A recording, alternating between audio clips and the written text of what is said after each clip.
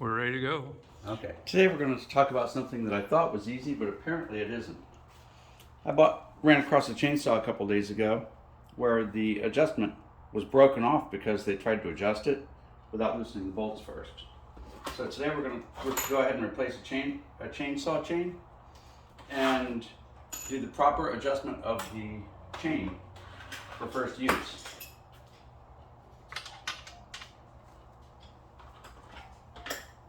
So let's get started.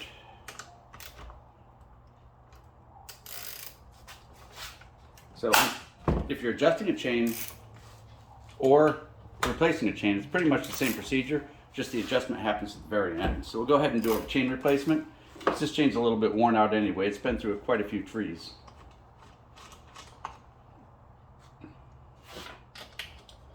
Now when you replace a chain, you'll notice you heard the click just a moment ago. That click was this brake engaging. So if I try to take the side cover off, it's not going to move an inch. When we disengage the clutch brake, now all of a sudden she'll come loose. So I'll shake it around a little bit, and there she is. So we'll put this to the side for the moment, and we'll leave her unlocked. And from here you can pull the chain off easy peasy. Just do this, undo it from this end, and off she comes. You'll hear people talk about the clutch quite a bit on these. This is the clutch. The way it works is you've got an outside wheel which runs the gear, and the inside here has, notice the little springs.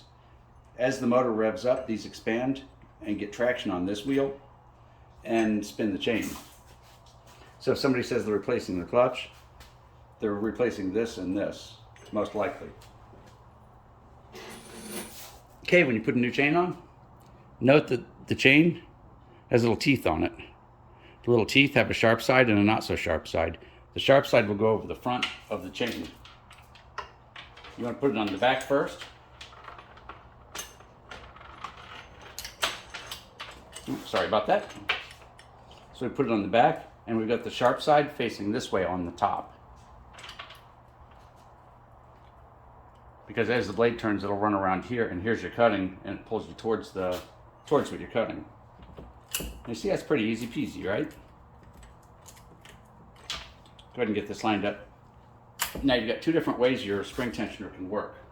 One of them is where it's all attached to the bar, like on a nicer steel or something. On these Ryobis in particular, it's attached to the cover. It's right here. So from here, we know our new chain is going to be a little bit looser. Our new chain is going to be a little bit tighter than our old chain. So we're going to go counterclockwise and pull this back a little bit. That should be enough. That way, this pin will fit in this little hole. Now, on this particular bar, notice they even got a little arrow. Put the pin in this little hole. Can't get much simpler than that now, can it? So we'll line these bolts up, and what we'll do is we'll move the bar back and forth until it jumps in.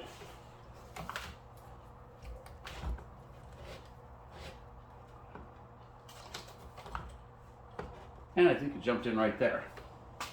Before we put the bolts back on, we can tighten it just a touch and see if the chain moves. And it does. It moved up just a little bit. So we'll go ahead and put our bolts back on. And this really is how easy it is to change the chain. And we'll do a normal tightening sequence as soon as we finish this part.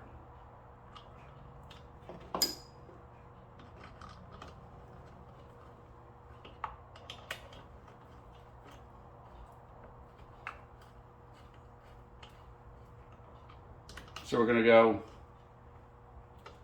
finger tight and then back it out just a nudge so that it's just a little bit loose. Because when you turn this, what you're doing is you're moving the bar forward with that little pin that we just looked at. And if these are too tight, the bar won't move. And when you tighten this, all you'll do is break everything. Let's loosen it up a touch. And I'm going to come around and make sure she's lined up right inside.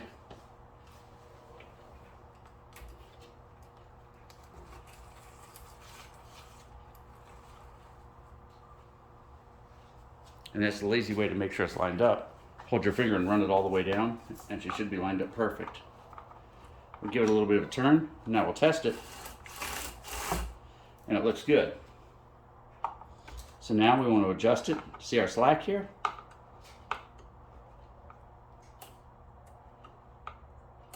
Now you've got just a little bit of slack. I'm going to back it out a little. That was a little bit much. Right about there.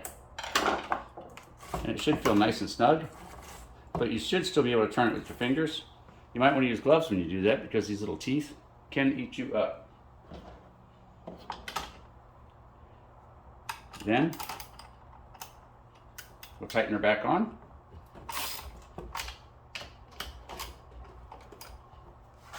And you're a pro, you've adjusted a chain.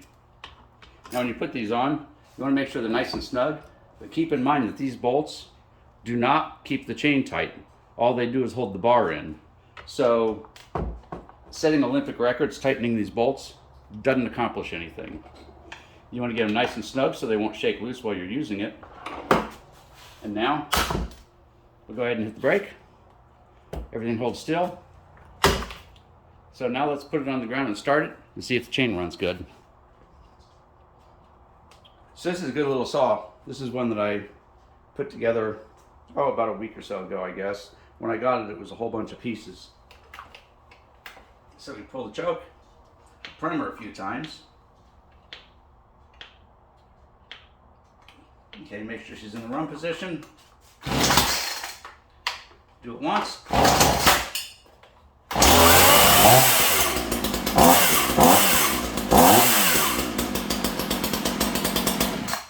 Okay, that chain felt a little bit tight listening to it. You notice how it broke down really fast. But that wasn't terribly bad. We'll come over here. We'll bump her a quarter turn.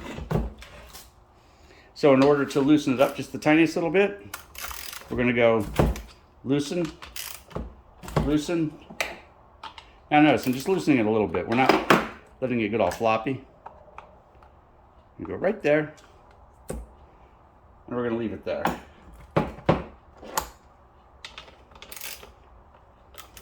And now the saw is ready to go visit some trees. And again, notice I'm not putting any leverage per se on these bolts because these bolts only hold the bar. That's all they do. This is what tightens the chain. This is what moves the bar forward and backwards, this little screw right here. And if you try to tighten it now, you'll see she doesn't want to, she'll play a little bit, but if you kept trying to tighten it, all you do, if these are tight, all you would do is break the mechanism inside if you went and got, oh, I don't know, something like this to go tighten it with. Okay, I appreciate everybody watching as always, and don't forget to subscribe, please. We can always use more people watching.